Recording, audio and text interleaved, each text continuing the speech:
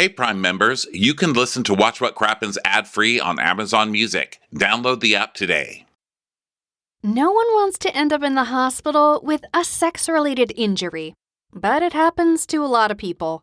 On Sex Sent Me to the ER, the official podcast from TLC, you'll hear crazy sex stories that have happened to real people. Like the woman who had to treat an orgasm that lasted for hours, or the threesome that had to deal with fractured organs, and a ton of hurt feelings. For more of the drama, listen to Sex Sent Me to the ER, wherever you get your podcasts. Your kids go to bed at 8. You don't have to. Stir is the app designed for parents who just happen to be single. Download Stir or tell your single friends to try it out. This new dating app, Stir, is built specifically for single parents. And we know there are a unique set of challenges to being a single parent, from childcare responsibilities to financial strains to finding the time for date night. We get it all. I mean, you have to find a partner who understands the emotional and parental responsibilities of being a single parent. And that's difficult, and that's why Stir was launched, to create a welcoming space where single parents can be themselves and meet like-minded people who have similar priorities and lifestyles. It's free to join, and it has a unique feature called Stir Time to help coordinate your busy schedules up front and streamline scheduling a date. So go out there. You don't have to not have a dating life just because you have kids. Get out there and have some fun with Stir. Yeah, download Stir and tell all your single friends to try it out.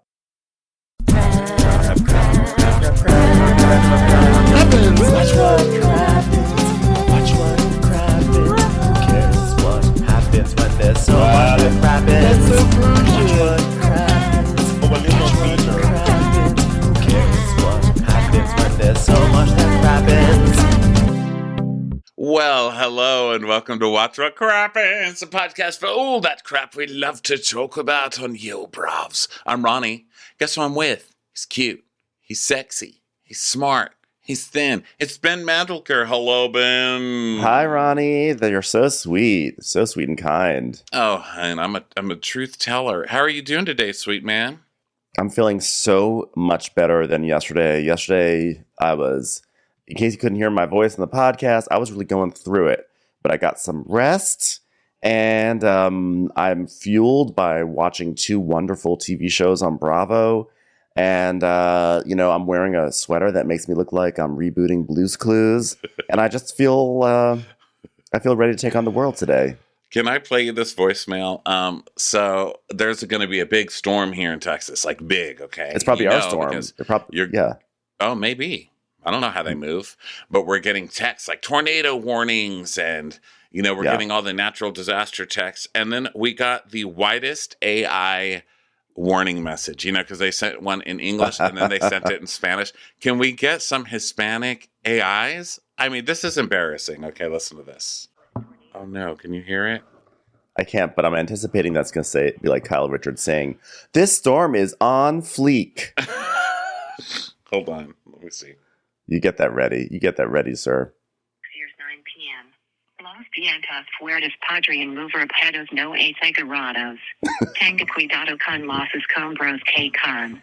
Manténgase informado y sintoníz los medios locales para actualizaciones. I can't. I feel like this lady is about to call the manager. What the fuck is this? Por favor. Stormo como out of the cloudsos. Okay. Oh, that's so Stay good. in su cuarto. I mean, it's Texas, for crying out loud. They can't get anyone else to do that. I mean, come on. We were Mexico. How dare you how dare you send something like this? Okay, everybody. Well, welcome to the show. Today is Vanderpump Rules Day. Also, it's a day where I'm going to have you to come to our live show. We're on tour. We're having so much fun. Just did the Crappies in Los Angeles. You can still watch that through the end of Friday. Buy a ticket by going to the watchwhatcrappens.com website. It's also where you will find links to all of our live shows coming up. We've got a lot more. We're going through June. I'm just going to bother you with March today. We start on the 9th, Charlotte, North Carolina, then Atlanta, Georgia, Denver, Colorado, Salt Lake City have a very special guest planned. So Hope that works out. Seattle, Washington, San Francisco, Palace of Fine Arts, which I can't believe they're letting us in there, but they are. Yeah. There's nothing about us that screams fine or arts, but they're going to let us, or palatial. But we're gonna go. But next week is Charlotte. Like we're turning this thing around. We're going out back to Charlotte, North Carolina. I haven't been there in a few years. Very excited for that. I'm excited. Isn't that the airport with rocking chairs? It is the rocking. I do hate those rocking chairs in the airport. I love them. It's like one big Cracker Barrel. I hate them because it's like forced whimsy. Now, one of our listeners, I don't know if she still has this position, but she actually runs the Charlotte airport because she came up to us in Charlotte and was like, by the way, and she's come to several of our shows, and she's like, by the way, I run the Charlotte airport. And you just dissed her fucking rocking. Like, how dare well, you? we are a podcast of honesty, are we not? My therapist says it's better to be truthful about what's on your mind and have people disagree than to try to appease everyone, which is why I am going out on a limb and saying I don't like the rocking chairs at the Charlotte airport. My therapist but I do like the Panda Express. My therapist only says simple platitudes like contains gluten or 250 calories per serving. So today is Vanderpump Rules Day. It's also a very special episode because you guys are so fired up about Vanderpump Rules, and I love it because literally last season people were like, why are we even here? Why are we watching this? So good this season. And so to see people so fired up over Vanderpump Rules is great. There are a lot of Katie fans out there, which surprises me. Obviously, I'm not a Katie fan, okay? She makes me fucking crazy. She's made me fucking crazy for 10 years. But I also recognize, as a podcast listener in general, that when you're here to listen to something you like, and someone is just constantly shitting all over it. I mean, this is supposed to be a fun show. You know, I mean, we can like people and still have fun. And sometimes I just go over the edge with dislike. So today, to make it up for the Katie fans, I'm 100% Team Katie all episode long. This offer only lasts this episode. Goes away next episode. But I feel like it's extra special important because this is a very Katie emotionally heavy episode. So yes. I feel like, you know what? You can say whatever you want to me or about me, but don't say I don't fucking try.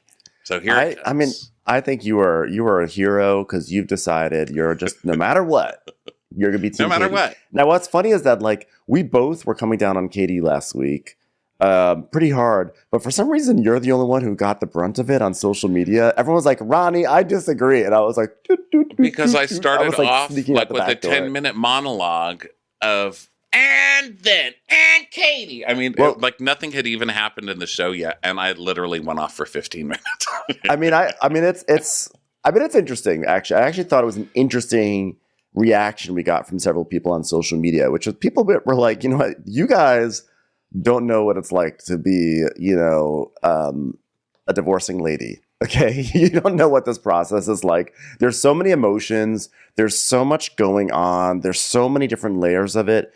And to that I say, yeah, you are 100% correct. I definitely don't know it. Yeah. I also never claimed to ever say anything that wasn't coming out of my ass.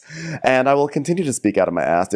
Like my therapist just said, I will continue to make statements and then I will receive disagreements. And then the beauty of it will be the discussion of it. But no, but that being said, I've been very much on the record of like very optimistic about post-Schwartz Katie. You know, I really feel like post-Schwartz Katie is going to be the Katie that we're going to know and love.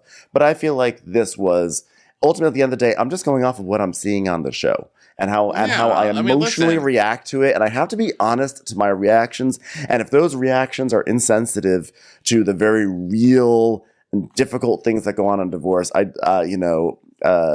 guess I apologize for that. But ultimately I just, you know, I'm just podcasting. I'm not apologizing for shit, okay? I'm just saying this is what I'm just feel offering when I watch a different. It. Yeah, I'm just offering a different different slice of cake. I'm not apologizing for shit, and I'll return next week. I knew you were going to say that. But from this moment on, it is only Team Katie for me. What? only team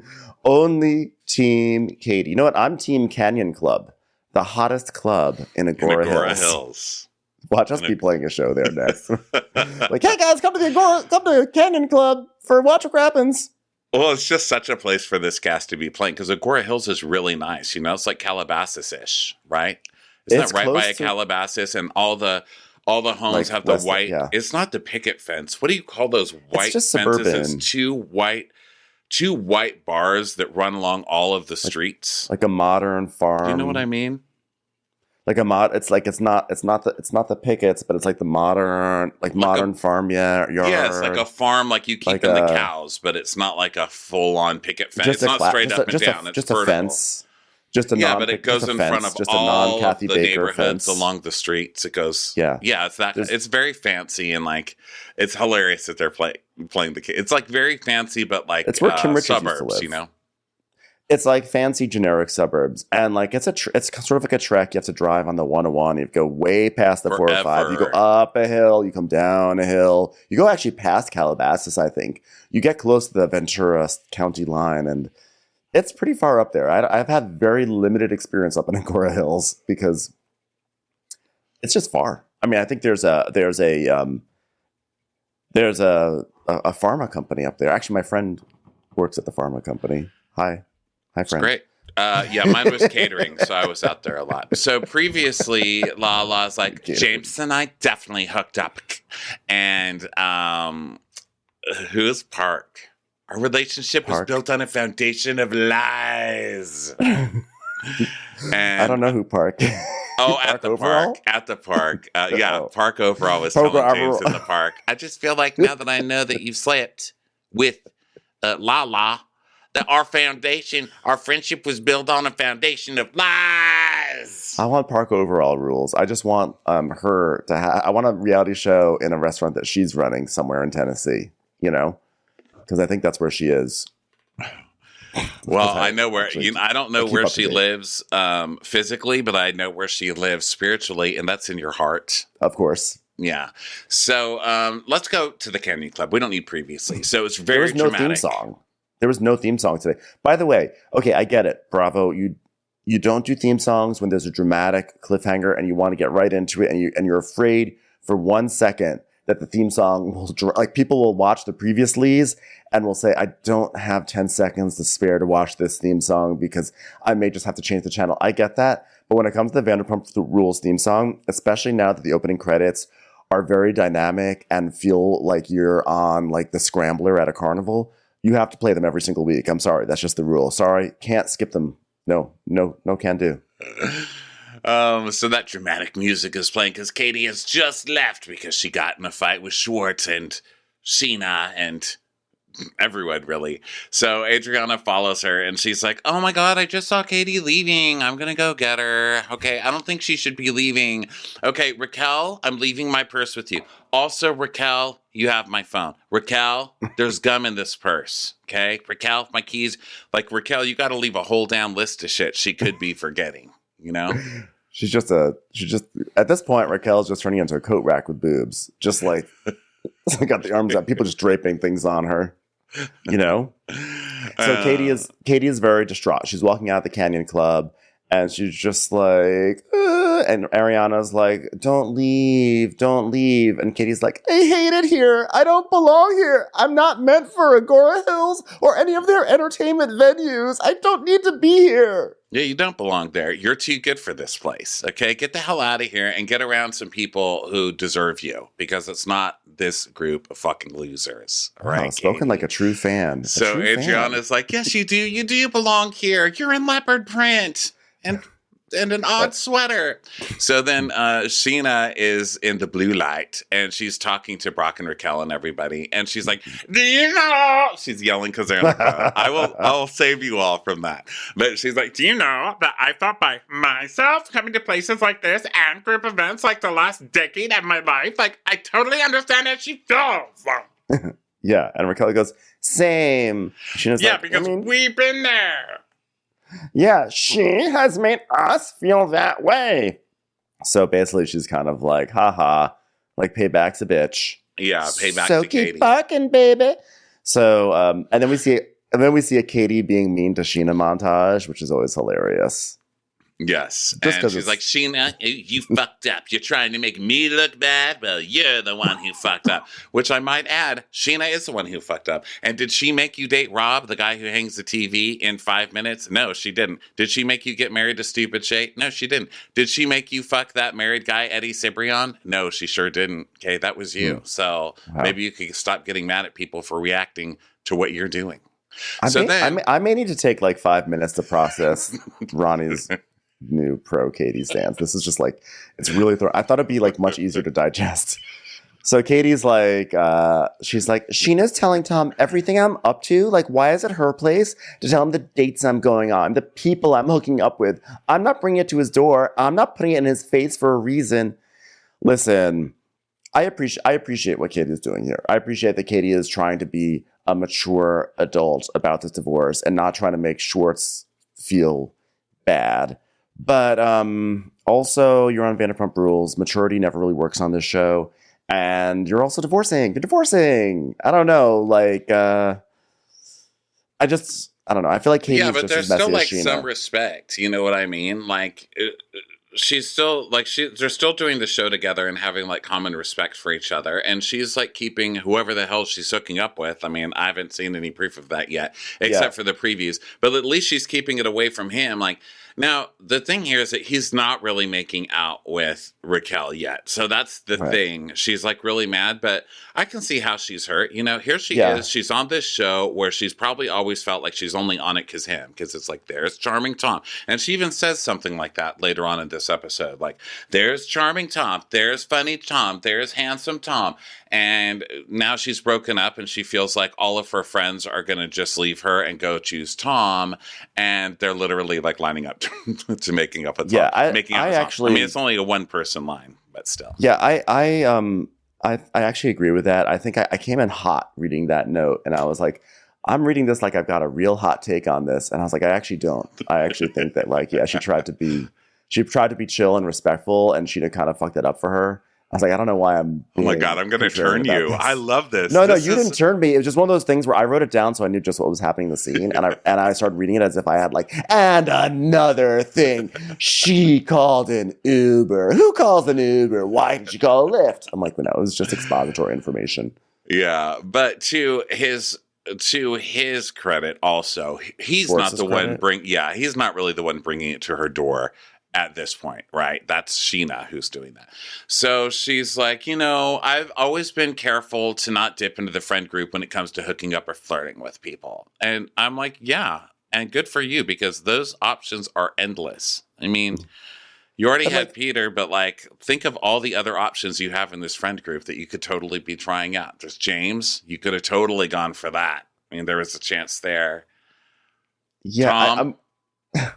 Who does she have? Who does she realistically have to dip into in the friend group at this point? There's like only Peter left. Everyone else. You can always try Jax. Like Jax is always down for a good shag on a couch. You know. Yeah, they really haven't brought in too many new men onto the show in a long time. New single men. They tried. Well, they tried.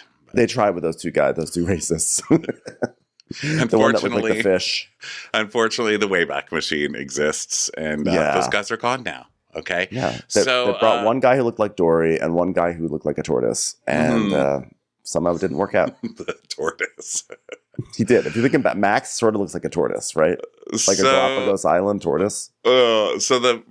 She's like, yeah, especially I remember that. I had forgotten that you called him a tortoise. So no, I'd actually never called him a tortoise until right this moment. I just realized. You did. Now. You called one of them. You said one of them had a turtle face.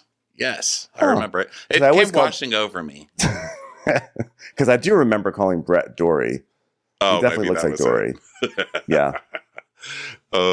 So Katie, which is funny because Dory also came up in last week's Vanderpump Rules episode, where Finding Dory was a better movie than Finding Nemo. Remember?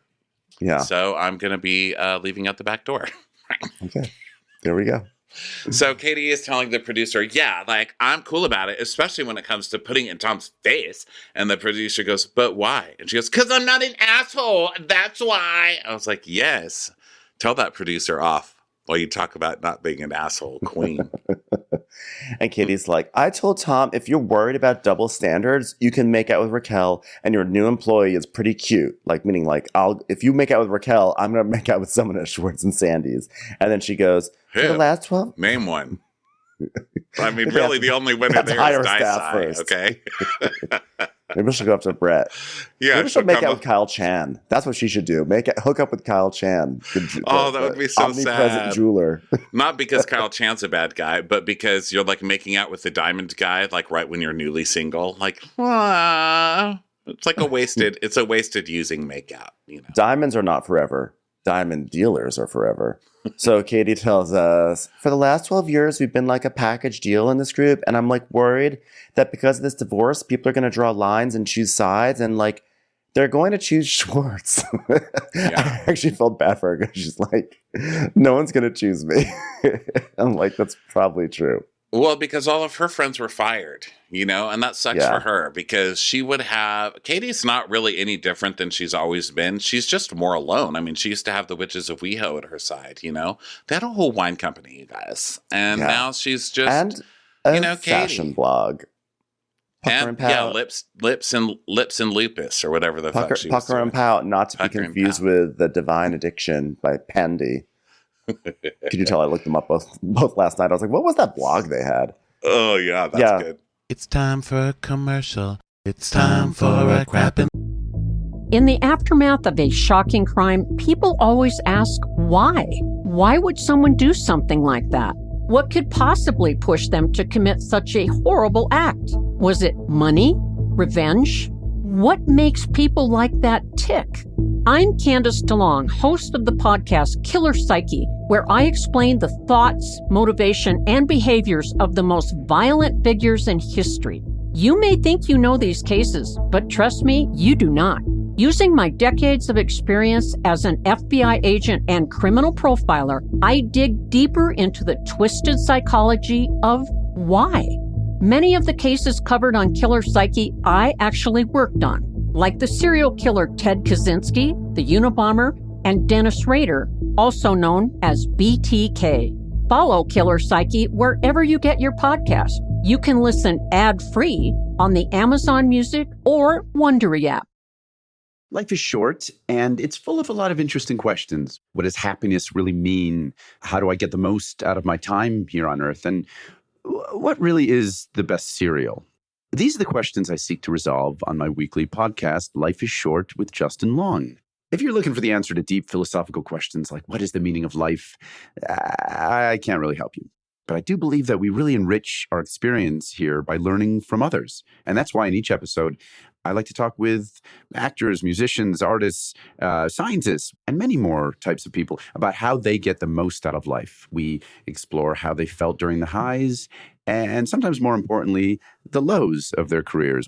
We discuss how they've been able to stay happy during some of the harder times. But if I'm being honest, it's mostly just fun chats between friends about the important stuff. Like if you had a sandwich named after you, what would be on it? Follow Life is Short wherever you get your podcasts. You can also listen ad-free on the Amazon Music or Wondery app. It's commercial. James starts the show inside, you know, because he's going,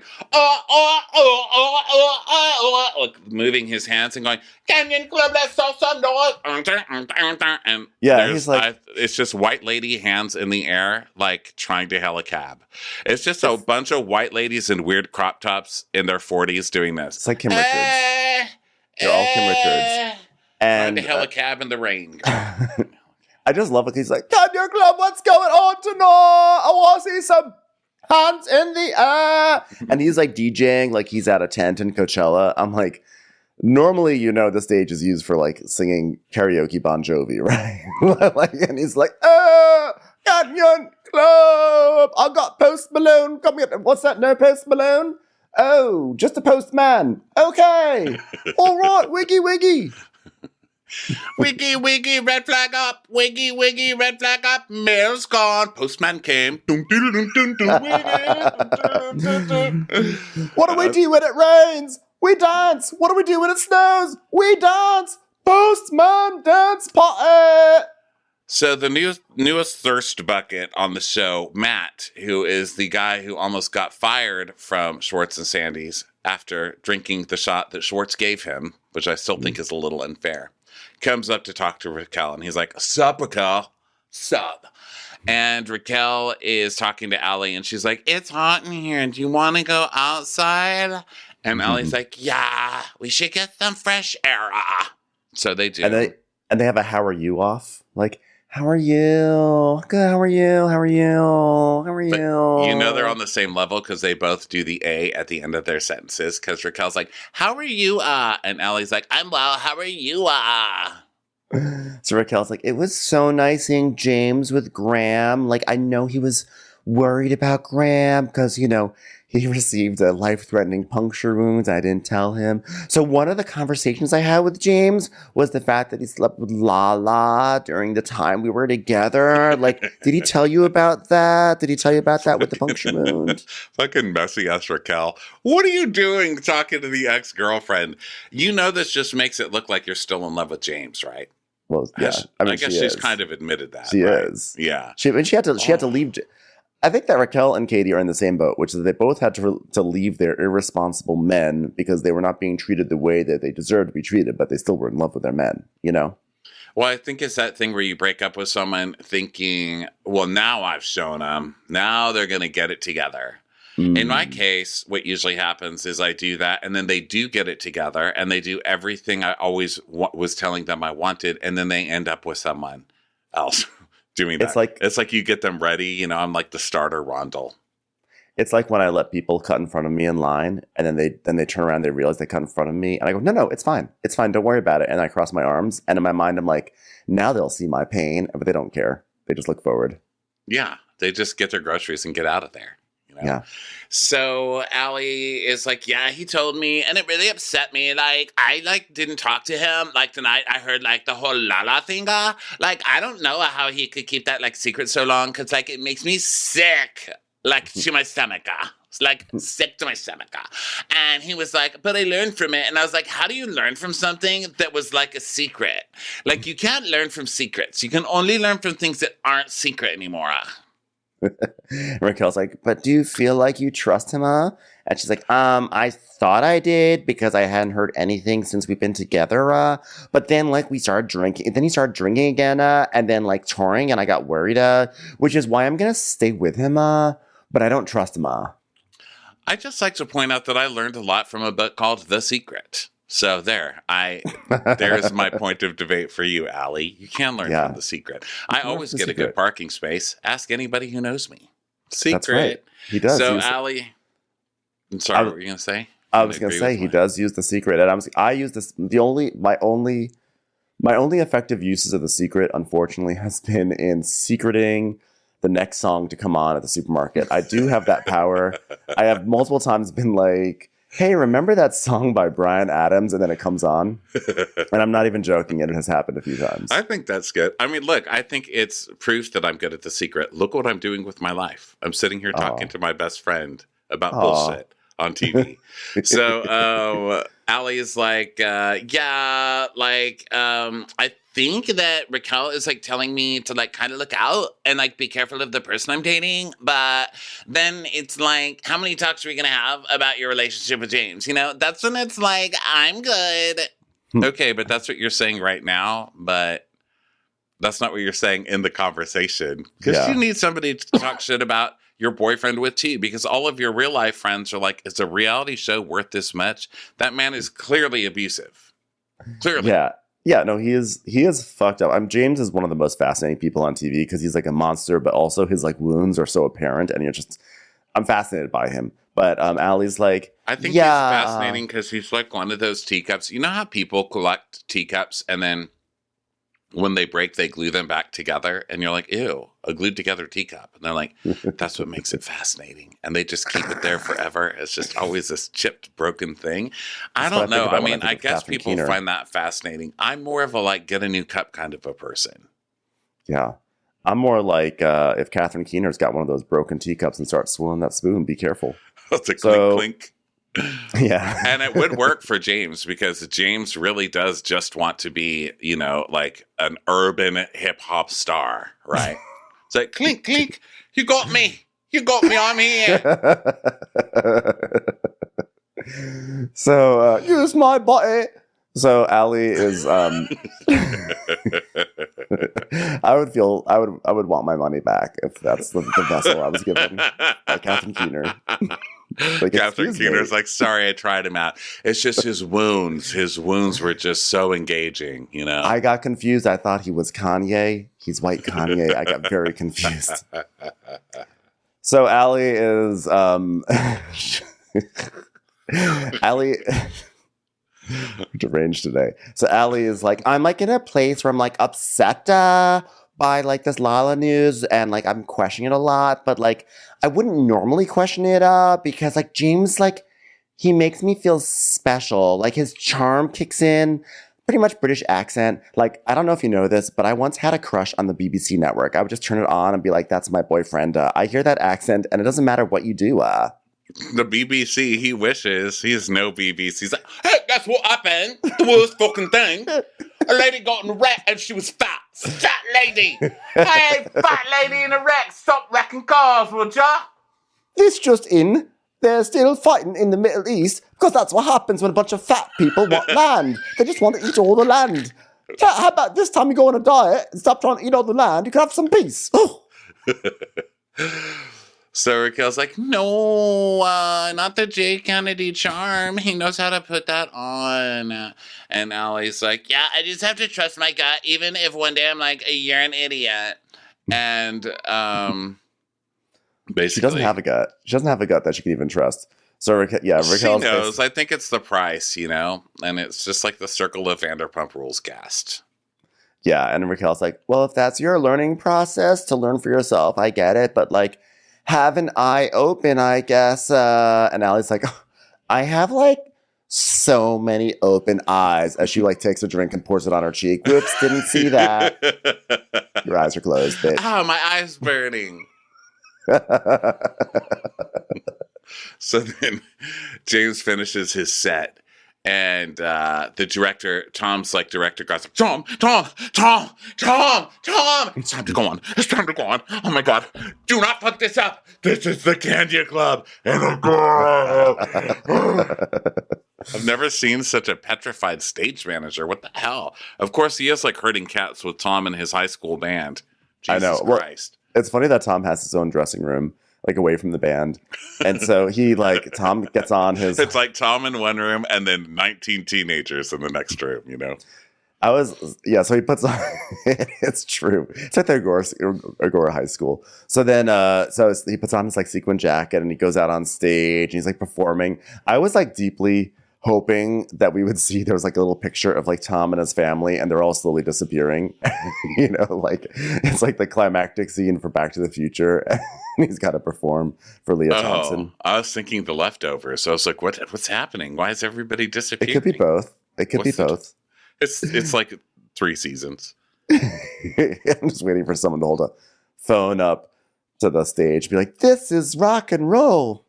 All right, I'm going too far into Back to the Future. I apologize. I don't remember it. I'm sorry, I can't go with you. I just don't remember that much. Lisa Vanderpump is on a clock tower trying to connect a cable together for a car.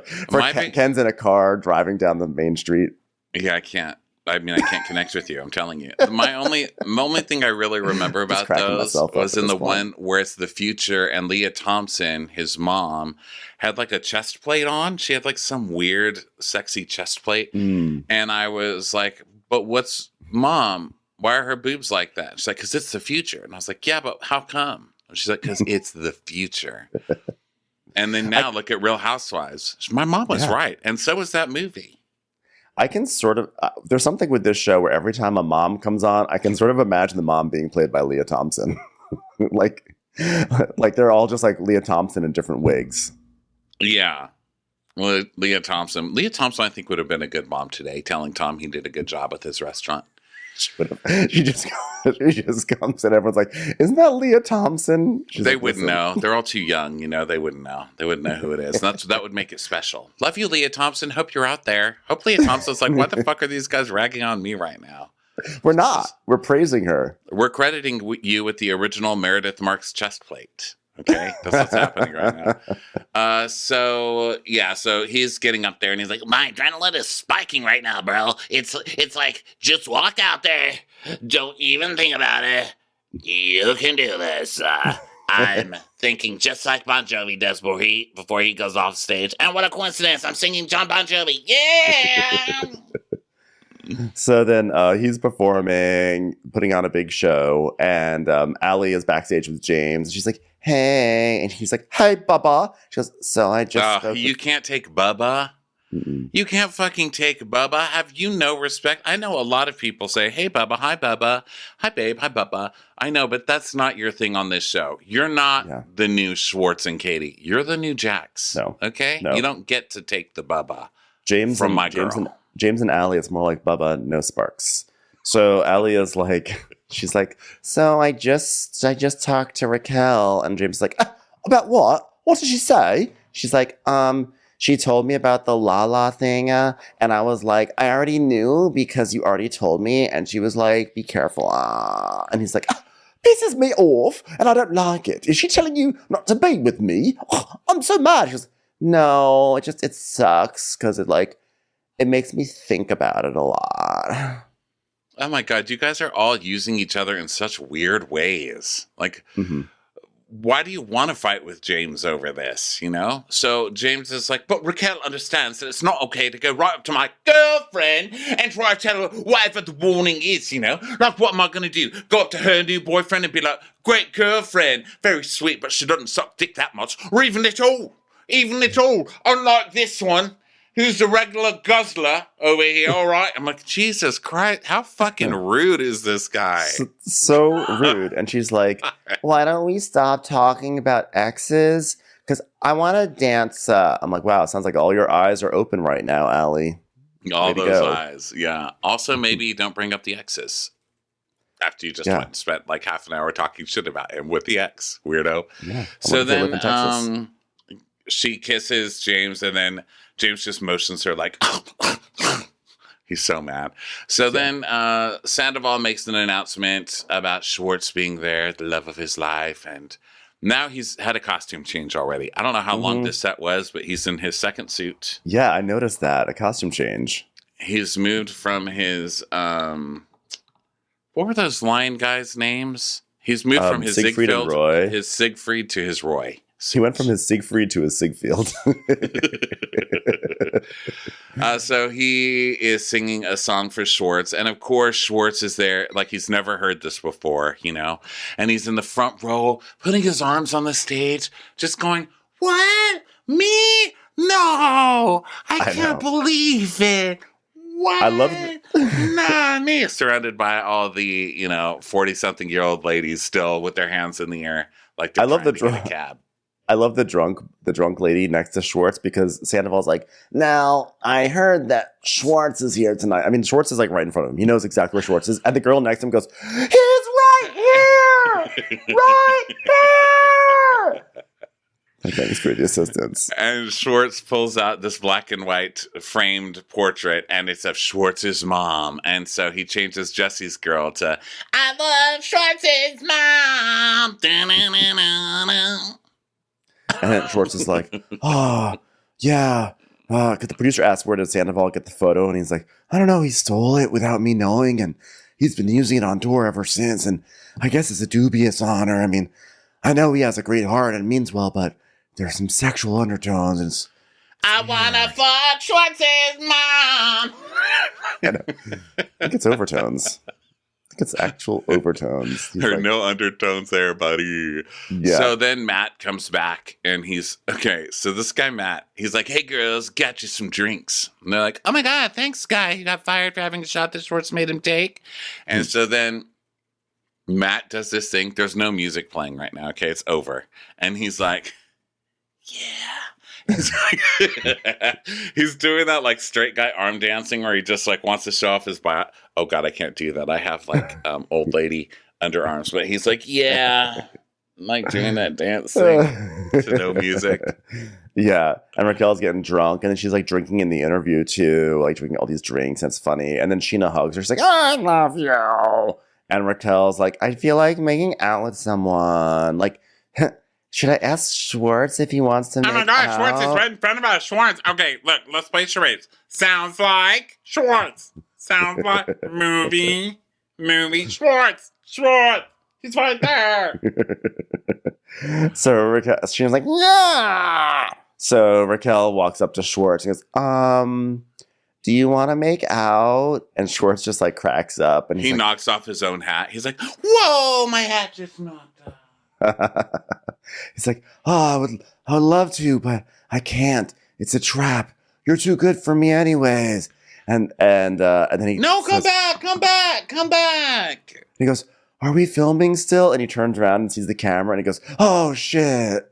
And he tells us, I'm flattered because, she's hot. And there's part of me that wants to have like this fun, lighthearted tongue embrace. Like, why not? Why not? I'm single. And he tells her, I mean, you're really gorgeous, but Katie really feels something for you. She does not. Katie's never liked her. She's never liked Raquel. That's no reason to disrespect her. No reason whatsoever. And Raquel's like, I really like Katie as a person, but like, are we that close as friends? Like, not really. So basically she's like, I will sacrifice girl code to make out with Schwartz at this point, Yeah, and he's like, she would be really upset. I can't do that to her. Which would probably mean something if we hadn't just seen you stare into the camera first to make sure it's not watching you, sir. Yeah. So then next day, James is making a berry smoothie, and he's just doing that James, like, I'm happy thing. He puts berries in, and he's like, whoa! Yeah! I've learned a lot. I've learned a lot from making smoothies, and I'm a better man now. So then Raquel's like doing her hair for work and everything, and we're now at Schwartz's apartment, and he's putting like a gnome on his counter. I feel bad for that. Whatever that anonymous girl that's living in that apartment with him, I just feel bad for her. So then Sandoval comes over. She's probably like the gnome with like something pulled down over her eyes the whole time. She has to put on gas mask to get from her bedroom to the hallway. I'm sorry for anyone who's watching this. I got a new office chair last week and it's just hitting me funny. Yeah. It's like curved in weird ways and it's like cupping my thighs kind of together, but it's like bent all these certain ways because like you're supposed to, I guess your back is supposed to be a certain way. So it's like shaped how your back is supposed to. My back isn't like this. Look how it tells me. Like curves it and then goes up. Lumbar support. Yeah, lumbar support. Mine has no lumbar support. This chair I got, remember I used to have the office chair that sounded like Shannon Bedour? So remember when I go, hey! Mm-hmm. So I got rid of that and I got this one from IKEA and it was so comfortable, but I think I've broken it in and it's not supporting me the way I need it to. So it's probably time for me to get a new one, but I'm just like, it's so annoying getting office chairs. Well, I just ordered them off Amazon for cheap, but this time I ordered no squeak. And now I'm just overdoing it because I have to keep like rearranging the chair because I'm not used to it yet. But also I'm just spinning and moving too much. You know how I'm watching What Happens Live when people are in those swivel chairs and they just can't stop? And you're like, stop, I can't watch this. And that's how I'm being. So sorry, everybody. The worst of the office chairs that, the cheap office chairs that just like give out on you. So you'll be sitting and then the elevator just goes down. You know, all of a sudden it's like, you just like drop down a foot. Like, wait, what happened? Yeah, I eventually ruin every one of those airlift things. But hey, we're on to positive thoughts. It's time for a commercial. It's time for a Crappens commercial.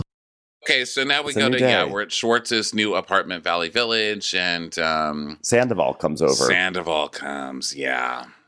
And Schwartz is like, oh, that's exactly how I'm going to be dressing tonight. He's like, dude, really? He's like, yeah. So how'd you feel about last night? And Sandoval's like, pretty good. And, he's asking about tonight because they're going to be doing a friend and family party at Schwartz and Sandy's.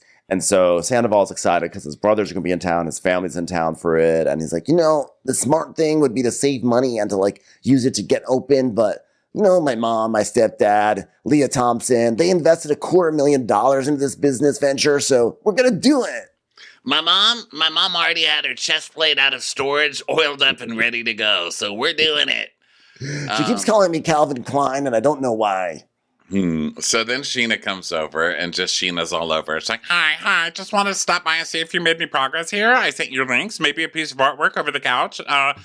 This one is, it's called A Rose in Portland, otherwise known as me, staring over my shoulder with Shay in the background looking down and confused on our wedding day. A rose in Portland. Wow, beautiful. She also has that thing where she goes, knock, knock.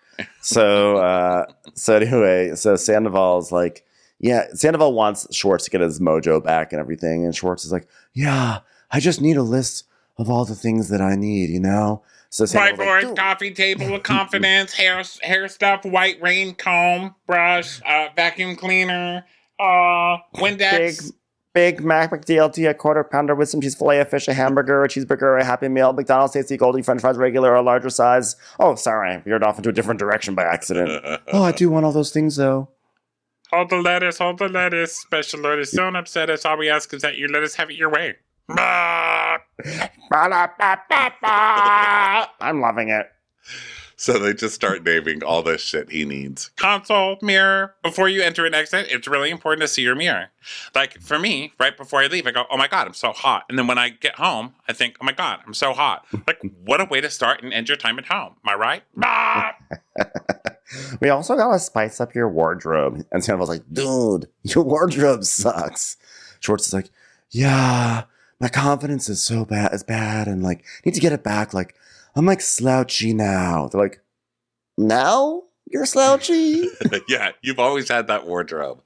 He's totally doing that thing like, I got dumped.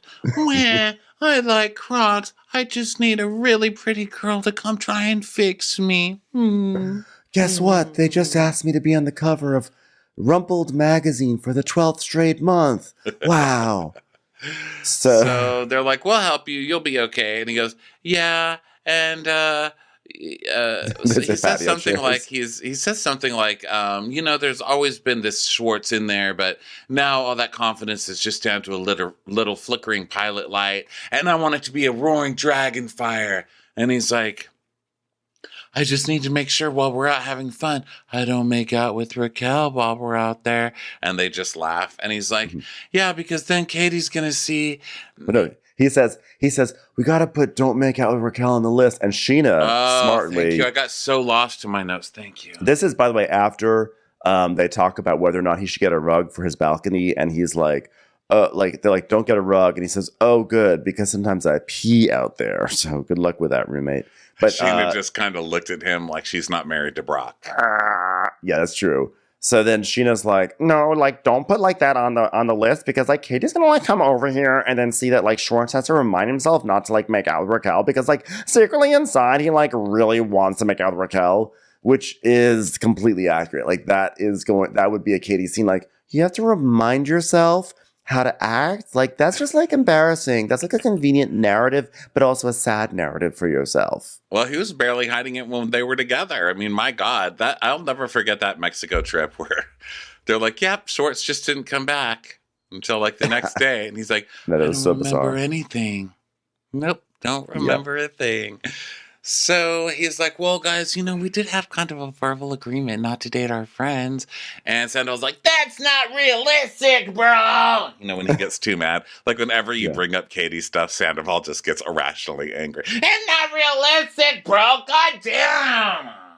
And apparently Katie does not want Schwartz to hang out with Sheena. So then Sheena's like, she fucking divorced you, dude. And Sheena's like, if she wants me to pick a fucking side, I will pick a side, because like that like really upsets me. That's like, I'm like really upset. It's like when Aunt Dee said she was transitioning to one pieces. I was like, but what about the crop tops? Okay, she called me a fucking troll. Like I said, you know what, Katie? That's one word you're not gonna call me. Like, say I was inappropriate. Say I was a bitch. Say I was amazingly beautiful. That's fine, but don't call me a fucking troll. Why is it better to call you a bitch? I've never heard that. I think that like troll is like a trigger word for her because she has a podcast or something. I don't know. Okay. So she wipes her eyes with her rainbow nails and it just looks so funny. Sheena crying always looks so funny. She's wearing like one of those little children's xylophones on her fingers. Like, So then Raquel comes to work and Peter is petering. You know, he's just like trying to open the windows with the remote control. He's like, I'm going to open some windows now.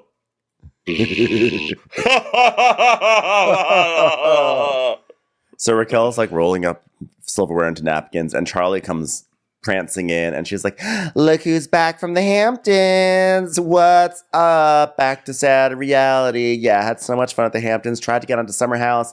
They wouldn't let me on. And then I tried to break into Ina Garten's house. They wouldn't let me in. So back to silverware. How you doing, girl? Back to silverware after the Hamptons. Amazing. Spent too much money, $400 on dessert one night when I was drunk. So happy to have Corey back. What's been going on with you? Hamptons. If anyone wants to ask me questions for a Hampton storyline, we can get that started right now. Anyone? Ready? Nothing. I'm right here. Poor Charlie just doesn't get anything.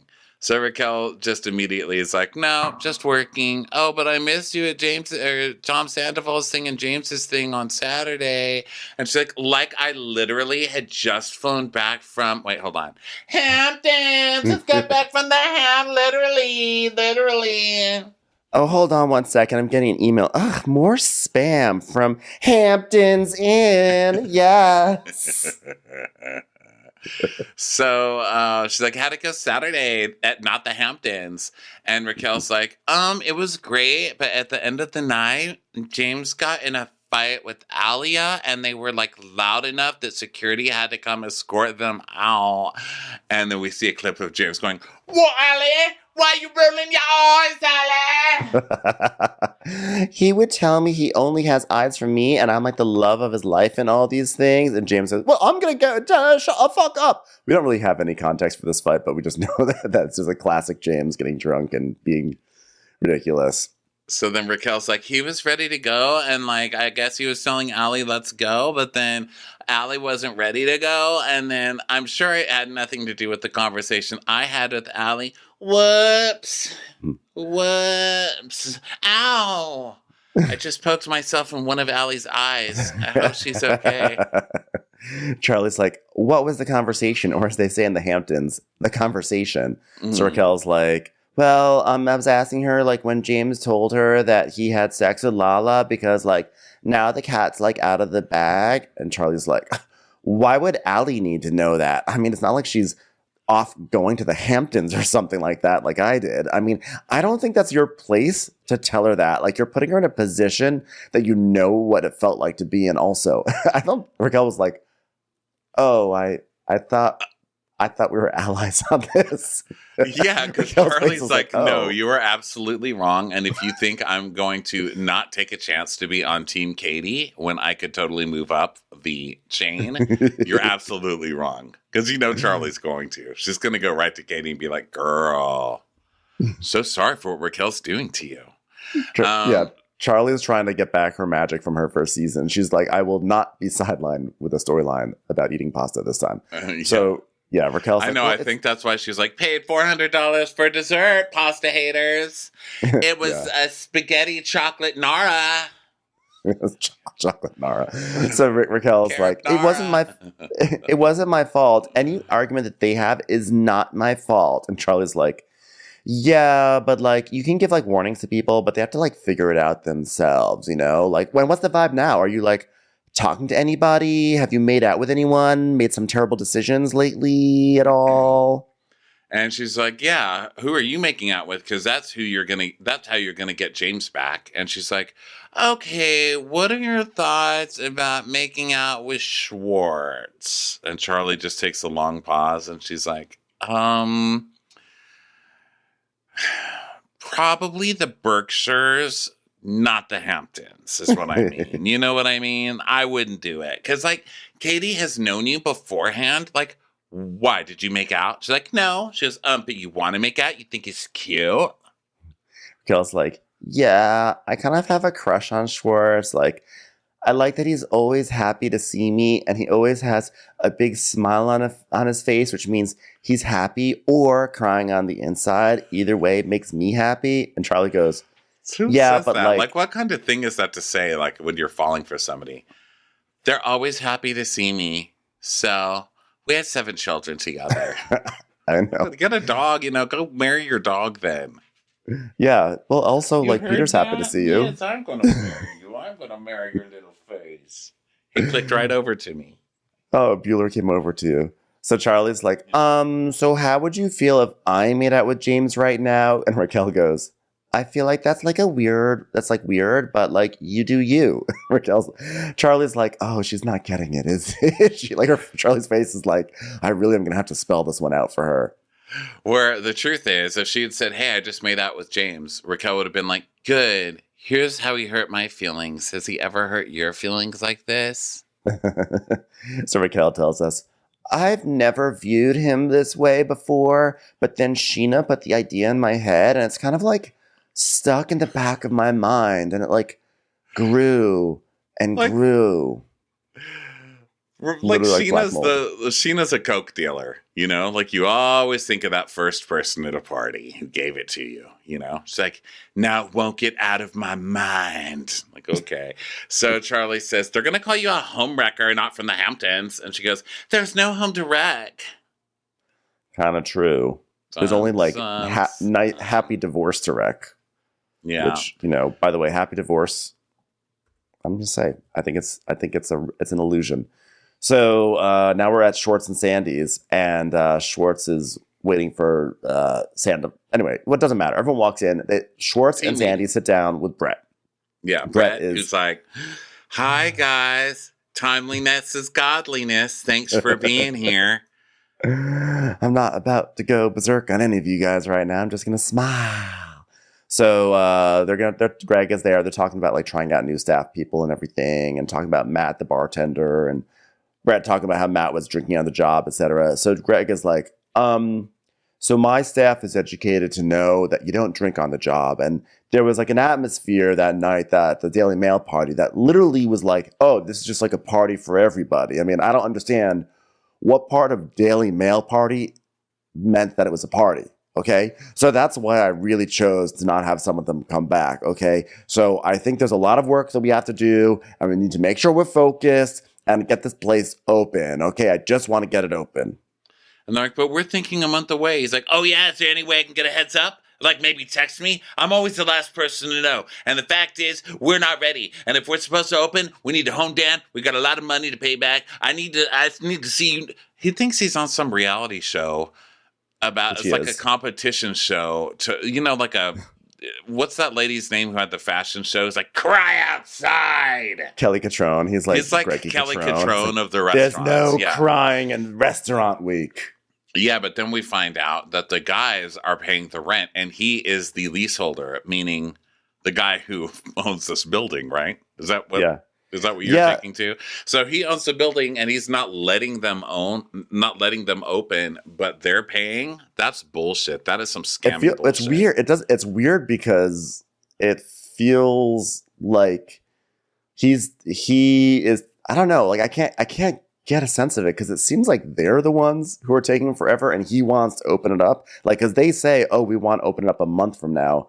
And he's like, why a month? Like, why? That's so arbitrary. Like, we need to get this open now. Like, it's just like, maybe I misinterpreted it because he says we're not finished. No, he's not saying we need to open it. He's saying we can't open it until we're ready. Yeah, he's saying you guys aren't ready to open it. We're not opening it. Got it. I just assumed that he was just getting annoyed with them because they were taking. He is getting annoyed at them because they're taking so long. I actually do believe he wants to open it, but I also believe that it's that's a shitty situation because they're not like he's the one who's deciding when it opens when they're paying the rent. So yeah, weird. Yeah. So then we go to a little tea room, and it's no Russian tea room. It's like Kyrgyzstan tea room. It's like Kirkland tea room. You know, it's like Uzbekistan tea room. It's so Lisa Vanderpump comes in like, hello, poor people. Hello, it's me, Lisa Vanderpump. Down from the mountain to taste ground tea. Can I have some people on the ground tea, please? Thank you, darling. I mean, this was Lisa Vanderpump slumming it because I'm pretty sure this place was in Hollywood and Highland. I can't guarantee it. I'll never forget the Real Housewives of Beverly Hills, like season 1 or season 2, where she drove to Hollywood to take Max to rock and roll school and was horrified. She was like, ew, darling, don't leave the car, darling.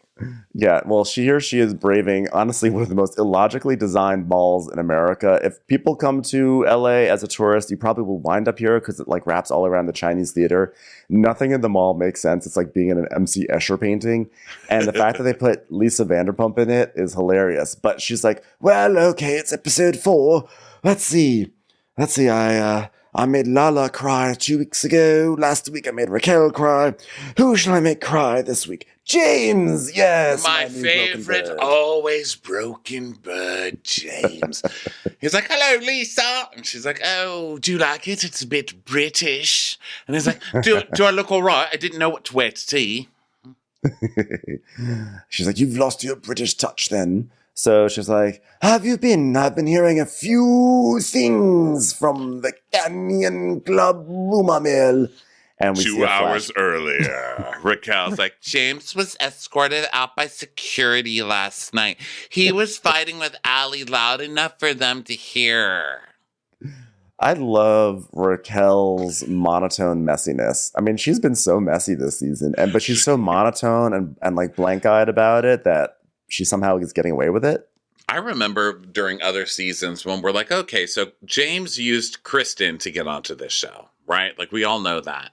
So then when Raquel came on, it was like, okay, is Raquel going to use James to get on this show now? Because it's just how you get on Vanderpump Rules, let's face it. But then Raquel never said anything. She always just kind of stood in the background or kind of slumped down, by the DJ stand.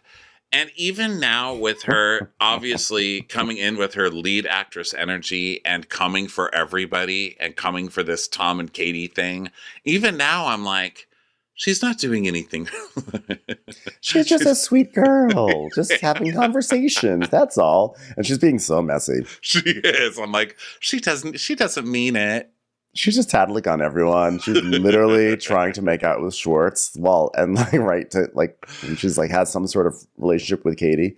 After Katie told her it would bother her, she's still like, who fucking cares, And how could anyone do that to National Treasure Katie Maloney? Am I right, Ronnie? Yeah. Yeah, I mean, you don't do that. So LVP's like, so do you know what I'm talking about? And he's like, well, it's definitely been interesting bringing alcohol back into my life, like an old friend. So like sitting in the back of the pickup with an old friend, driving over the hills. So wait a minute. Do you think that's a good idea? Why did you make that decision? Darling, when people are when things are out of your life, they stay out of your life. I mean, that's why I'm not friends with Kyle or Dorit or Cedric or... When was the last time anyone saw Martin, for crying out loud? Oh, old farting Martin. So James is like, well, I had to figure it out for myself, Lisa. And he's like, I wanted to get back up there, right? I was excited to get back on the Italian veranda, go on a date, have Cabernet and a sexy brunette. And I fucking did it, you know what I mean? Fucking did it. Cheers. He's like cheersing himself, and then he gets serious and he goes, I just feel like a more older, mature guy. Ding! Note, by the way, that he is basically blaming this all on Raquel. When Raquel dumped him, he just had to start drinking again. So Lisa's like, I know you were devastated when that sweet broomstick with the pageant sash broke up with you, but what's going on now with this Allie that you're dating? I'm in love with her. Everything's great. Hi, I'd like to raise a glass to me and Ali, everyone, and a tea glass. Tea glass to me and Ali, everyone. Darling, you were telling me that when you were with Raquel, that she was the best thing that ever happened to you. And now you're saying the same thing about this Ali girl. And he's like, well, I've always been an emotional guy. Wah, I just cried because I'm emotional. I get emotional quickly, and I fall in love quickly. Wiggy, wiggy. Oh, I know. You are heartbroken. You're devastated. Cry it out, my little broken pie. I'm not going to cry it out. I mean, even though just thinking about it makes me want to faint, I'm absolutely not. I'm a changed person. I drink now. I've learned things, and I'm not... It's okay, get it out. Do you think you're ready for another relationship, James? It's a lot. It's a lot. It's a lot to take on, Lisa. I don't know if I could do this. I mean, Ali is the love of my life. The love of my life. She gives blowjobs every single day. Darling, I don't think James wants anyone to know how badly he was hurt. He wants to be the dumper, not the dumpy. Now let me go back and talk to James. James, you can manage this. Ding! Oh, look at that. I've just closed my poor person ring on the Apple's phone. Goodbye, darling. Now give me 25 minutes. Smoke and feathers. Give me 25 minutes to figure out all these escalators going down to the parking structure. Thank you. You know she has like Rocio and Max carrying her down, all of those. Or she's going to do like the rest of us do and end up in some weird Benihana ripoff on the top floor and not... Didn't we just go downstairs? How are we at the Benihana on the top floor? She has like a rope, like she's climbing up the half dome, whatever, in whatever it's called. Like one of in the national park. Lions, she's just like one of those lions on the outside. Those stone lions comes. To she's life like and comes to pick her up. She's just going down to the parking garage. Like, don't get lost, don't let go. You might fall off into poor people.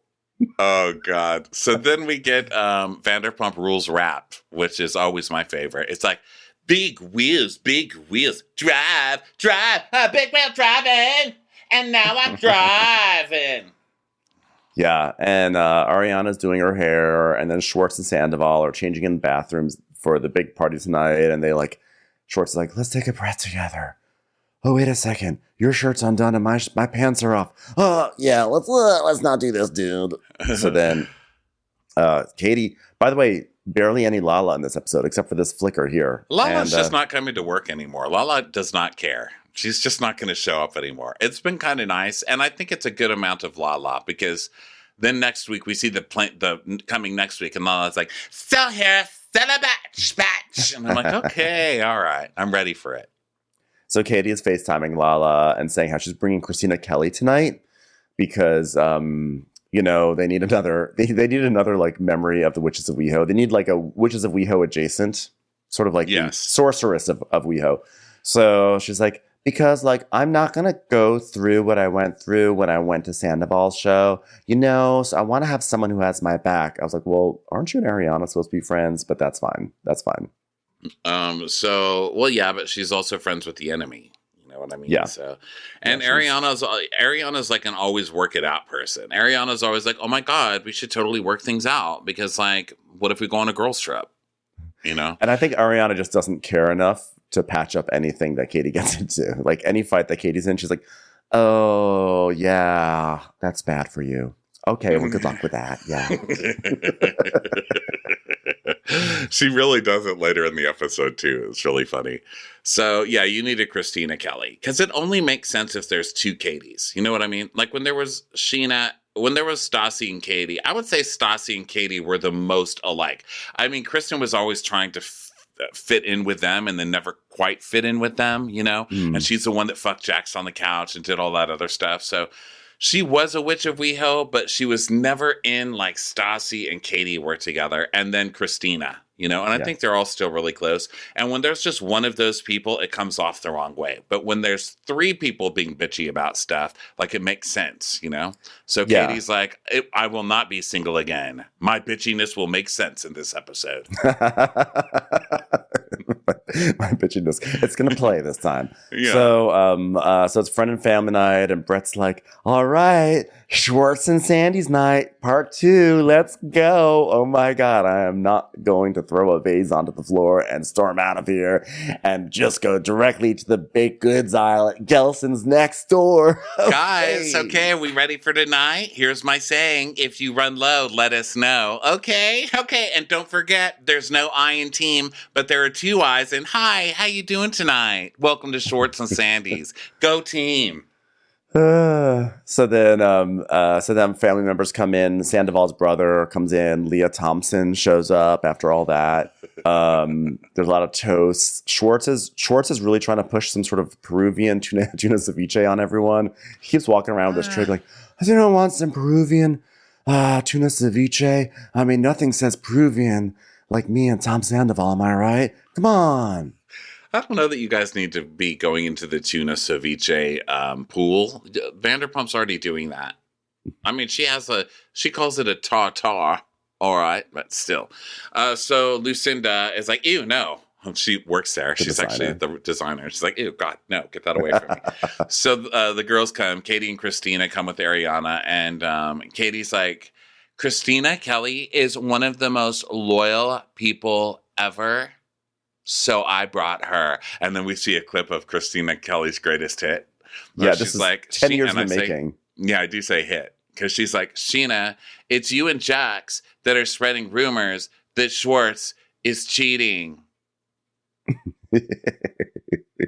I was very excited for this. I mean, Christina Kelly sort of lurked in the background for so many years, and they finally worked up a montage for her, so that was exciting. So Christina Kelly is that fish, like you've been fishing and you open the cooler and you're like, are they dead? Are they even dead? And you're like going to touch it to see, but you just feel it watching you. You're like, no, it's still that fish is still judging me. Just slowly close the judgy cooler. Trout. So then Katie tells us, over the past year, we've gotten very close again. And like, we've traveled together. We traveled to Rome for a friend's wedding. A friend, probably don't know her. We're not going to mention her name, but she got married in Rome to someone who also you might not know. So I'm just really happy to spend time with her. I was like, I love that they can't even mention Stassi's name anymore. They just oh my God, that was crazy. I thought that was crazy. You don't even want to invoke her. Oh was the same, God. And like, also, wasn't it yesterday the day that Stassi revealed that she's pregnant with a second child?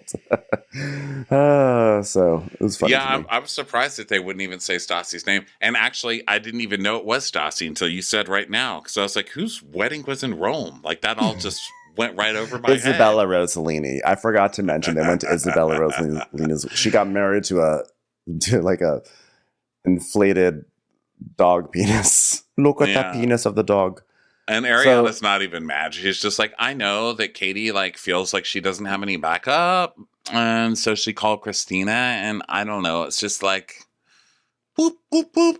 Kind of obvious. You know what I mean? Like, yeah. So Schwartz like, oh my God, Christina Kelly, world traveler, visitor of weddings of people that we may have known at some point. Come here. So he gives her a big hug. Come here and try my new tuned Peruvian tuna ceviche. One of the most important things to ever happen to me in my culinary journey. She goes, oh, no, tuna. No, thanks. No, thanks.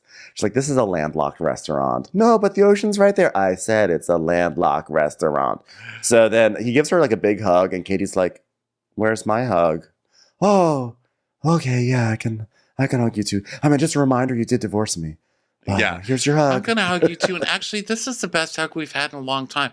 It makes more sense with both of you together, doesn't it? I don't know why.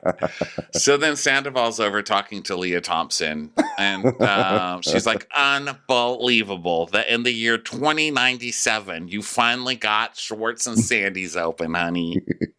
I want to give you this. This is a book that details every horse race that was won for the next 20 years. Enjoy. So, basically good his mom. Enough for me, it's good enough. Mom, why are you singing Cyndi Lauper? That's the Goonies, isn't it?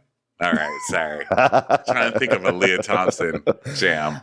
I have to say, Tom, I feel just so great here in this city. I feel like I'm just a regular person in the city. If you know, Mom, I get it. We know you were in Carolina in the city. And so Tom gives us this monologue. He's like, my mom is a retired firefighter, which is badass, right? And they show her, awesome. And she's like just this little, because she's 5'1". He's like, she's 5'1", and she's always had to bust ass to get where she is. And it's important for me to show her that I can do this and follow through with what I plan.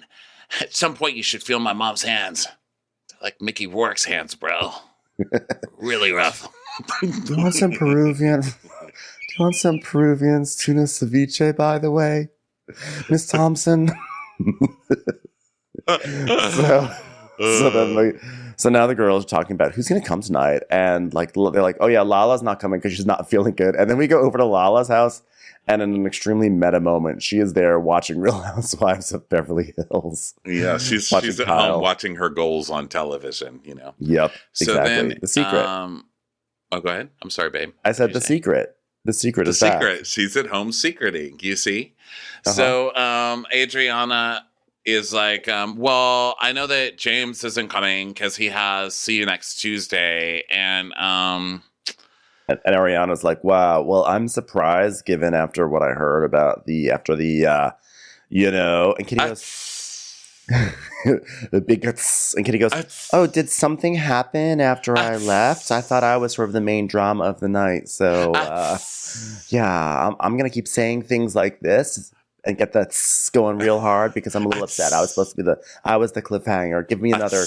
Thank you. Thank you. So Adriana's like, well, after you left, James got kicked out of the venue because, like, I don't know why. And Christina goes, James got kicked out of somewhere.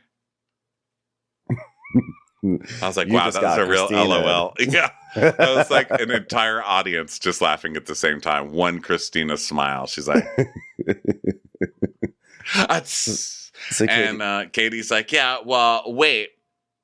So, okay, here's what happened as if I didn't already tell you this on the phone 10 times between then and now, Christina, but Tom Sandoval had this show, and I had like a little word exchange with Schwartz because, like, Tom and I have been pretty amicable, and we said, don't pick a side. And guess what? Sheena did kind of pick a side here. So, yeah. And Christina's like, a nice, smooth divorce. Ben, I just have to point this out. I'm sorry to interrupt you. Christina moves her hands when she talks like one of those. Have you seen those scalp massagers that look like this? They look like a claw machine. And you put them on top of your head and then they go out and in like that. That's how she moves her hands. She's like, I didn't notice that. Watch it's almost hypnotic. So funny. It is. Yeah. She's like, it's a Crap is on Demand special right here. Yeah. Okay, Ben, continue. I'm sorry to interrupt. Okay, let me get hypnotized by you. So Christina says, a nice smooth divorce, and like you guys are like setting your own boundaries, and she's coming in and trying to make it messy. Like, why? I'm like, by the way, if you want to have a nice smooth divorce, don't film it for reality TV. Let's just put it out there. I'm just gonna say it. Say it as I feel it, everyone. At me. I'm not gonna say don't at me. I'm gonna say at me. But Ariana's like, okay, well, let's take Sheena out of the equation. Yeah, well, real thanks. Thanks a lot for taking me out of the equation. It was a metaphor, Sheena. Do you feel like the situation you and Schwartz have going on, do you think that's like sustainable, this like alleged happy divorce thing you're trying to do? And Katie's like, well, I said we have to check in and like communicate about what we're comfortable with because like otherwise, like, you want to fuck this person? Fine. I'll start running trains through your restaurants. And the producer's like, can you explain what running trains mean? And Katie's like, it means like having sex with like everyone in a place, like the whole kid, like consider them all banged. I'm just have sex with everyone. Katie, I love you, girl. You know I love you. Everyone knows I love you. But I don't think anyone who would run a train says the whole kit and caboodle. Well, maybe an old-timey train, like a novelty train that children go on. Train's about to leave the station, whole kit and caboodle, everybody aboard. Everybody aboard. Well, I know someone who says kid and caboodle, Brittany. Hey, Jax, you want to get in that train? It's real nice. They got the whole kit and caboodle on that train. Jax, what are we going to name our babies? Kit and caboodle. Always no other babies named Kit and caboodle. They're two real cool guys. You're a cool guy, caboodle. You're a cool guy. You're a cool guy, caboodle. So Katie's like, I want to go on like a trip, like a divorce party, like a girls' trip with like all the girls, but not Sheena, you know? Yeah. When in doubt, go back to your classic maneuver. Do something without Sheena. She's like, we should fly to like Vegas and then drive to Havasu and get a house. And Ariana's like, Lake Havasu? She's like, yeah, like a house on a lake, you know? And Raquel's single now, so we can invite her. I'm just showing how cool I am. Look how cool I am with everybody, but not Sheena. Sorry, everybody. Ariana's like, well, it's not my trip. Like, I'm not going to say what you should do. And Kitty goes, if she wants to support Schwartz, then she should stay back and support him. Like, I need this. I really need it. You know, it's like what they always say. The best way to get over a guy is to get under a pontoon on Lake Havasu. The best way to get over a divorce is to fuck the whole kit and fucking caboodle in Havasu. And I want to fuck a pontoon of middle-aged guys in Lake Havasu while we listen to Kid Rock. And Ariana's like, woo! And Katie goes, woo. And she goes, woo! She goes, okay, that was like a better woo. That was a much better woo. Ariana's like, I would have preferred Lake Tahoe, but I guess I'll do Lake Havasu. You know, it's a free trip. Free trip's a free trip. Woo. So back at Schwartz and Sandy's, the twerker guy is there. Jojo. And he's like, oh my God, the stuff in this place is fucking fun as fuck. I'm ready to get wild in here. Like, whoa, with the tuna ceviche plates flapping off of your ass cheeks. Put that down, Jojo. This food is so amazing. I am going to get pregnant up in this bitch. Oh, would you like some tuna ceviche? No, thank you. No, that's a bridge too far from me. Sorry. So Schwartz is talking to Daisai, and he's like, so what's going on, Daisai? Did people get food? And she goes, you know what? The raviolis, they were like literally flying off the boards. Mainly because they were on JoJo's ass and he kept on twerking with them. So they're just sort of going everywhere. But I think the ones that landed in people's mouths, people really enjoyed. One actually bounced off of a tuna ceviche and into Greg's mouth. And he said it's the best fucking thing he's ever tasted. And you're ready to open. Congratulations. But then I brought him some of the Peruvian ceviche to actually eat. And he said, oh, sorry, we're going to need another 3 months. So sorry, a lot of ups and downs. So then Brett is talking to some random guest across the restaurant. And he's like, it's nice, right? Are you having fun? And the guy's like, it's kind of like old Hollywood. Yeah, who was that guy? It was just Brett talking to his reflection in the mirror. Yeah. It's nice, right? It's like old Hollywood. Yes, I agree. It's like he's just having his own David Fincher movie on the side. So then Schwartz is talking to Jesse, and he's just talking about like, yeah, we need to do a little bit more R&D with the menu to see what people like. But I hear that the Peruvian tuna ceviche is a big hit. Wouldn't you say, Jesse? No, sorry. I'm just going to not touch that one. So, Katie, you want to spend some time alone? Okay, come on. Let's sit in this booth. Hey, Katie, I'm jealous because, I'm living through Tom tonight because he has his whole family here, and you're kind of my only family here. In LA, at least. You know what I mean? She smiles big. Like, that's all she wanted to hear. And he goes, yeah. Because I hung out with Sheena earlier, and she was really upset, I'll be honest, about the way things went down the other night. He's such a dick. This guy. You were such an asshole. He is like, he literally filmed a scene earlier where he said, Katie doesn't want me hanging out with you. So then he goes and tells Katie, I hung out with Sheena. And he's going to get Katie all mad at Sheena all over again. And he's being such a dick right now. So Katie's like, she's upset. Like, there's a person who came in and is meddling, okay? And Schwartz is like, no, she's not meddling. She's like, Tom, stop it. I don't like it. It's making me feel uncomfortable. And listen, when somebody says they feel uncomfortable, you stop. The worst fucking thing in this world is to feel uncomfortable. And I will not stand here and let Katie feel uncomfortable, Schwartz. I feel the sincerity coming from you. I believe that. Stop this shit. Yeah, stop this shit. Especially since Schwartz started it. He is the fucking messiest guy. He is. Because you're right. He starts it. Then he tells Sheena. Then he makes Sheena cry. And then he runs back over and is like, Sheena's really upset with you. Yeah. You're trying to set imaginary boundaries on things that don't exist. The Raquel thing is not a thing yet. So Katie's like, I know nothing happened, and it's like a situation that would like, it's a situation that would like change that for me, and like it just makes me uncomfortable. And Schwartz just isn't listening. Now he's like waving at people walking by the booth. He's like, hey man, hey, what's going on? He's such an asshole. Hi. He's used her for exactly what he needs to use her for, which is storyline, so he can't be accused of anything later. And then he's just like, hey, buddy, hey, hi, yeah, come on over, say hi. And she's getting so pissed off. And Schwartz is like, yeah, Raquel isn't a thing. And she's waving and she goes, look, I'm not being irrational, okay? Oh, my God, here's Sheena acting like a fucking moron. And he keeps waving, and somebody comes over to him. Yeah, a guy comes over to shake his hand, and Katie goes, excuse me, could you like just not do that right now? And then the real Schwartz comes out. He goes, sorry, Katie, you can't do that to people. She goes like, well, we're in the middle of doing something right now. Goes, I don't care. You can't do this. That reflects poorly on my business. I'm like, Okay, then don't start shit with her at your business to try and get her upset, which you did. You totally started that shit with her to get upset, and now you're mad that she got upset. Furthermore, just because you're recording a reality show and at your business does not mean someone doesn't have the right to say, go away, I'm busy right now. People don't have the right to just walk up on you just because a camera's there and they want some camera time. That's right. I stand for that. I actually do stand with Katie on this one. Away. I do stand with Katie on this one because the thing is, if he's having a conversation with his ex-wife about a situation, your eyes should be on the person you're talking to, not looking up at who's walking to the table, okay? So, or you can do one of the classic things, which is the little finger that goes, and do the 1 second. You do the real scrunchy nose. You do the one and then the one and then the four, right? Or the one like a one and then a one and then four. Like, hold on. 1 4. Hold on. Yeah. 14. He could have just, there's some really basic signals you can send to say, I will shake your hand as soon as I'm done dealing with my ex. So, or now, like a, you know, just do like the blowjob motion. They'll just go wait in the bathroom or something. There's plenty of things you could have done, Tom. You know it.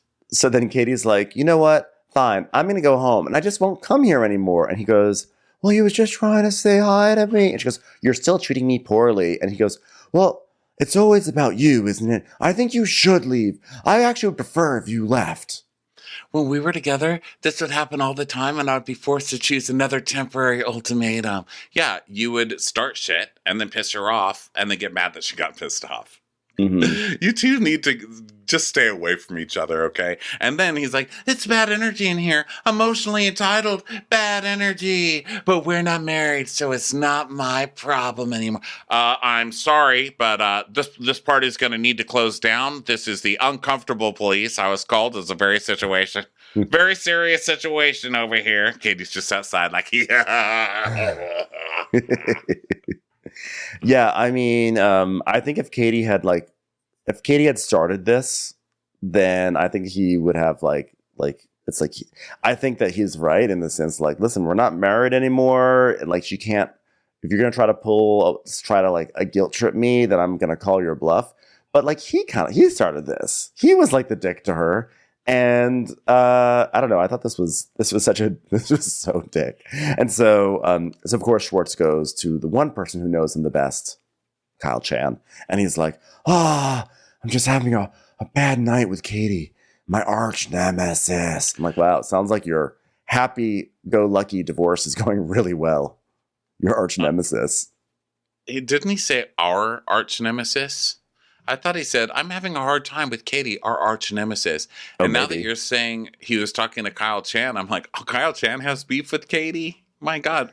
Is Katie mad at bargains? Like, who's mad at Kyle Chan? What did you do, Kyle? So I don't know if I heard that right. So then we go boxing with James and Max. And Max is like, Max somehow still looks like the guy who played Barney Rubble in the Flintstones live action movie of the Flintstones. But now he's buff. Is he buff, or is he just boxing?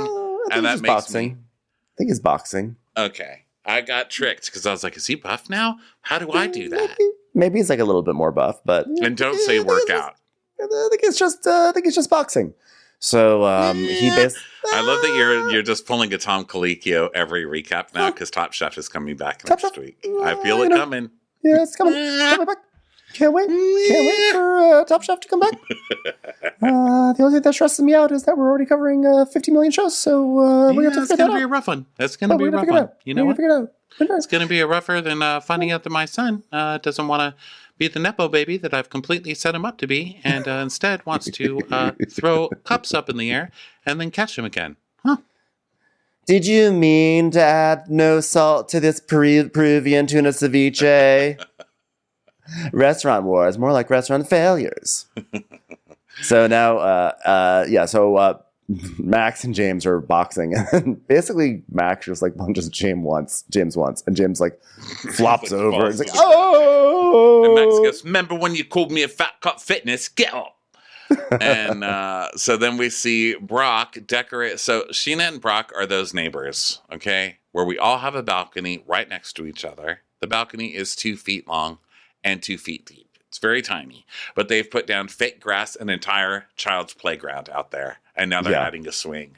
And so now every time you smoke, They're looking over at you like you're murdering my child. And then you look back at them like you're fucking damn right I am. This is an adult balcony. This is Clear a balcony that, space. child. Clear it. It's also just fun to see Brock with this, like the swing set. It just reminds me of like, he's just such a big hulking man. Like, there you go. Swinging forward, swinging back. So then we wind up. We haven't seen her, right? The daughter. She's so cute. Well, I mean, we've seen her, but not much this season. She was really cute. I miss those days when you're like a swing is a new thing. You know, you're like, oh my God, a swing. I used to love the swings. Ugh. And I felt like I had some skill with them. I was like, I swing so well. It's a funny thing to say as a kid. I swing so well. But I was like, I'm really good at the swings. Yeah, it means a different thing now, you know? Yeah, it does. It's like, now all your friends who brag about loving swings, you're like, you farted, didn't you? I wouldn't know. Wouldn't know, honey. So now we go to Ariana at a wine shop, and she's there. She meets up with like Raquel, and then orders a charcuterie board, and then Katie joins. They do like a toast to girls night. What could go wrong? And can I just judge this waiter, please? Because it's a charcuterie waiter. But also, this is his waiter move. He goes, "How are we, ladies?" Like a musical. It's like a musical at the beginning where they're like, "We've got big trouble." Like flatten his hands and move about. I was cracking up. He's like, "Anything on the menu look good so far?" It's about to break out into like a round. So they order charcuterie, of course, because it's girls' night. So they show Katie walking in totally comfortably and confidently into this night. You know, she's like, yes, and hugs them. And Ariana's like, to a cozy girls' night. Am I right? Cozy. I don't think I've ever heard that before. To a cozy girls' night. It looked very cozy in that place. Maybe not. But I like you just like saying what it is and being positive about it. Wow. She's really trying to yes and right now. So Katie's like, here's to next week. Oh, Raquel, do you know? And Raquel's like, I heard that you were planning a girls trip. And Katie's like, yes, and I hope you can come. And she tells her the whole plan. Like Katie is really spelling out this plan because we have to understand why the hell they're going to Vegas. She's like, we'll fly into Vegas and drive to Lake Havasu. So, and we're going to rage, but we'll rage responsibly, which has never been said on the show ever, whether they're talking about drinking or just being rageful. So, Katie's like, and I'm not inviting Sheena. And Raquel's like, oh, but it's like more than just the podcast, right? And Katie said, well, I mean, people are putting too much emphasis on the podcast. Like, nothing happened between Schwartz or Raquel. I'm like, that's not the point. Okay. And then there's a really long, uncomfortable silence while people wait for her to make the point, but she doesn't. And so Raquel's like, well, I guess I have a confession to make. At Sandoval's show the other night, I literally point blank asked Schwartz if he wanted to make out. And then there's just a really uncomfortable silence because nobody can believe she's offering this, right? I know, and Katie is like basically rage spreading pate onto her cracker. She's just looking down. I just see her hand going like this, like. And Ariana has just taken a bite, and she does that huge nod where she's like, cozy night, cozy girls night. Okay, and scene. Cozy. So Katie goes, why would you do that? And Raquel's face is like, I don't know. So Raquel's like. She's like, well, I knew that Katie would find out, so I'd rather her find out from me than from somewhere else. And she tells her, you know, he completely turned me down, and he's like respecting your boundaries. And Katie goes, but you're not. Oh, yeah, I'm sorry. You're right. And Ariana goes, girl, I didn't know you had it in you. Like, congratulations. I think Ariana's with the rest of the audience, like, lead girl energy. Who saw this coming? And we get the and Raquel's like, I don't know who I am these days. And you know, that's like kind of literal, you know, so it gets an extra. And Katie's like, I mean, okay, is this motivated by you or is this motivated by Sheena? Yeah. Because Katie's like, it's not as effective when you isolate two people. It's more fun when you isolate one person. So let me give her an out. Yeah, Bravo's not going to let her just invite Christina Kelly everywhere all the time, you know? So Raquel's like, well, Sheena put the idea in my head. And Katie's like, thought so. Right. Thought so. Correct. I knew it. Okay. This is why she's dead to me. This is why she's dead. And then she tells us, Raquel is not smart enough to come up with something that's diabolical on her own. I'm like, she goes, she's literally the human equivalent of cotton candy. I'm like, I don't think this is that diabolical. She's like, she asked someone to make out. Well, Katie's taking it as like, someone's trying to hurt me. Who in this group would be trying to hurt me? The only one left is Sheena, And of course, she is right when she says that because you're a huge Katie fan. Yeah, she is correct. That is what Sheena's trying to do. Because you know that is what Sheena's trying to do. She would love to hook Tom up with somebody and watch Katie fucking cry about it for a year. She would love it, And frankly, Sheena's been treated pretty badly, and she was kind of trained by the mean girls. However, it's still not nice. It wasn't nice when they did it to you, and it's not nice when you're doing it to them either. Yeah. But what's just so funny about Raquel is she did this last week when she talked about like, wow, what if I made out with Schwartz right to Katie's face? And now she's like, yeah, I definitely was drinking, and I thought like, what is it? Like, shoot your shot. Like, I could shoot my shot. You see Katie be like, just trying to focus on why I hate Sheena, trying not to hate Raquel too. And then she goes into the Katie like, oh my God, I'm not winning this. So she's like, it's just too much. It's too much. My house is about to be sold in 3 weeks, and that sucks. And that's been like a lot. And like I just want to have fun now. Can we please just have fun? And I just got up and I started like, dancing like I had glow sticks in my hand. I was like, yes, Katie, yes, we can. Unite. I did actually feel bad for her in this moment. I was like, that's, like, it sucks. It sucks. Like her, because I do really believe she loves Schwartz, and she just had to come to the realization that Schwartz was just never going to be the husband that she wanted. And like some people say, oh, we think that she gave him the divorce papers hoping that he would shape up his act. And she probably did. And then he was just like, okay. And that's got to be sort of heartbreaking too. And so in moments like these, I definitely am like, well, there's a whole other level. There's a whole other level beyond just Schwartz that I think is at play here, that she was always in the controlling group. She was never the controlling member of that group, but she was on the board. Okay. Yeah. Of that Stassi CEO group, like the mean girls who would always win every fight.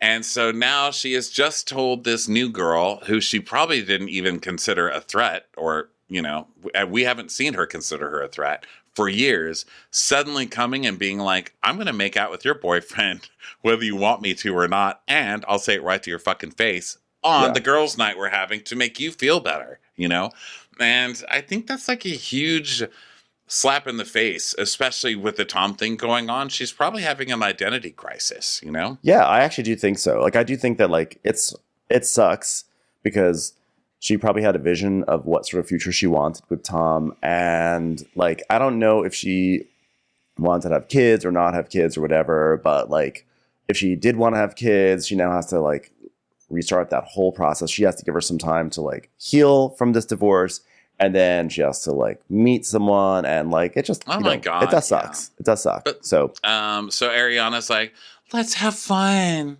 Sure, Katie, come on, let's have fun. So this she is does now that like thing where she's like looking for an exit, but it's not only the door. She's like looking sideways, but also down, like she's looking to exit out like a heater vent or something on the ground. This is now the second false ending of this episode, because I thought it was going to end after. How long is this episode? We're at over. It was like a normal size episode, but it had 3 endings. So this is now the second ending, and it's like, nope, another scene. So not complaining. It was all great. So now we're at Tom, and the Toms are there. Someone's cleaning the nickel lane installation, and Lisa Vanderpump walks in. Hello. All right, Tom, let's go to the rose garden. I already made someone cry this episode. It was wonderful. It was James. So now I'm going to be in business Lisa mode. Okay, let's sit down here. It's beautiful back here. And Schwartz is like, every hour is magic hour here. My favorite thing is to sit out on Santa Monica Boulevard as the sun sets and watching all the gay people puking and sashaying their way from Pump over to that ice cream shop on the corner. Wow, it's so salt and straw. Yes. Beautiful imagery. Thank you. Let's get down to business. I'm sure sitting there saying your name in lights helps. He's like, yeah, that too. And Tom is just going to sit on that bus stop, outside the pavilions or whatever, just for decades to come, staring at that space Tom is in right now. He's making it sound like he's looking at like a beautiful vista of the Appalachian Mountains. I mean, let me tell you something. That intersection is not scenic whatsoever. It's a chaotic mess of people at all times. So he orders a big pinky, and she's like, I invented that one, eh? He's like, oh, I know. That's why I ordered it. We're about to semi-suggest you give us money. So let's get into it. So she's like, was the party a success? How is Leah Thompson doing, darling? I've loved her in every decade she's appeared. So she's like, well, the party was 2 weeks ago, and Schwartz is like, I'm feeling really confident today, but why haven't you opened? And he's like, it's complicated. Don't say it's complicated. It's not complicated. Stop saying that. God damn it, Katie. I thought she asked what my favorite Nancy Meyers movie was. Sorry. But we're going to make it not complicated. Okay, well, that's better. All right, you go first. So she's like, how's Greg? And he's like, we love Greg. She goes, you love Greg? We do. Let's be honest. No. Greg seems a little bit peeved with you, doesn't he? He is a little bit peeved. Greg seems to want you dead in a ditch. I think he does want me dead in a ditch. Greg is satanic. But to his defense, while he was eating the head off of that baby, he did mention that he thought we had a lot more culinary experience than we actually did have. Yes, I think you did lead him on a bit. And like, why doesn't he want to open it now? Schwartz is like, well, he doesn't think we're ready for it. Well, who's paying rent? And he goes, they're like, we are. She goes, so you're paying the rent and he owns the lease and you put all the money into it. You should have come to me. You should have shown me the deal and I would have told you, here's a white rabbit. Magic! Still got it. And I can see why they didn't. Like, you want to break away from Vanderpump, right? Yeah. You want every bit of your success to be tied to Vanderpump, but it is. And if you guys have you guys literally don't do anything at your restaurants to the point where you've learned anything, then yeah, just keep stacking up the Lisa Vanderpump restaurants and taking 10%. Why not? Yeah. You know? Yeah, you get 20 of those, you're going to be making 100% of something. No. Yeah, and she's basically listen, and she says, I believe that Greg wants to open this up, but like he's not gonna have the same urgency as them because they're putting their money out. So she's like, I think Greg is an experienced restaurateur with 0 reality shows under his belt. I don't see him wearing any crowns anytime soon. But maybe the boys have more pressure on him with all the money they put into place, and they have to open this place as quickly as possible. Otherwise, they're in trouble. Do you realize how high the stakes are here? And Sandoval's like, yeah, bro, that's why I always order the salads. no, darling.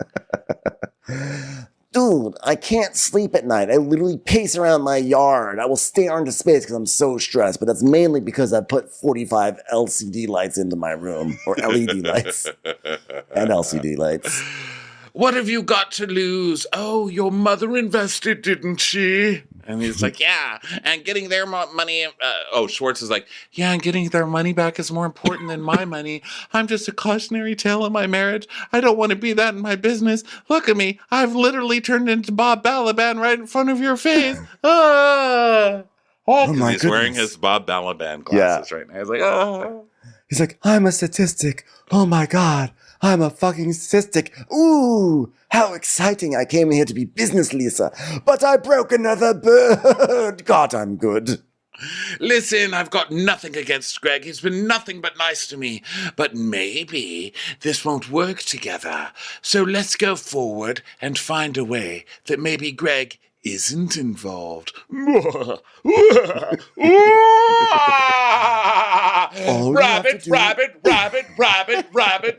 Rabbit. It's poor unfortunate souls. Yeah, just sign over your voice.